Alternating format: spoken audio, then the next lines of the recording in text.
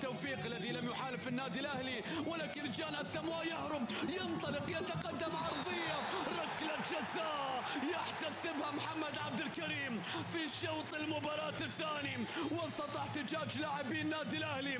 هرب جان اساموا، انطلق الجني، لعب له كره عرضيه، لمسه يد يشير الحكم ويتذكر الست ركلات التي احتسبها.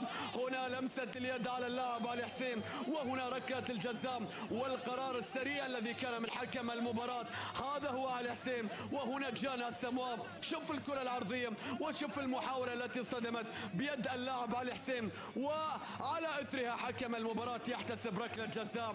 كيكي فلوريس يحتج على هذا القرار، بشير يتحدث، بدر يتحدث، هيكل، إيمانا، كلهم لا يعجبهم هذا القرار. نترك الاستديو التحليلي التحكيمي يتحدث عن هذه الركله التي يحتسبها محمد عبد الكريم. فرصه عيناويه الان لفتح الطريق للتسجيل عن طريق من تعودوا ان يسجل لهم، ولو انه اهدر ركلات جزاء حاسمه في تاريخه مع منتخب غانا.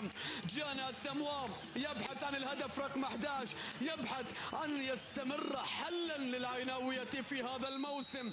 جان اساموا صنعها وسجلها. الله،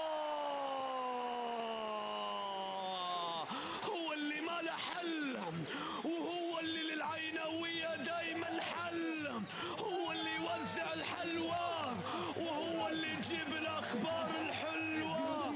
جان اساموا اللي رجع بطايره خاصه، لان مهمه الدوري خاصه ومهمه البطوله خاصه.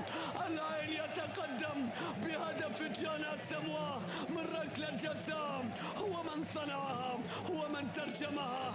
الجني يظهر، حل العيناويه يتقدم.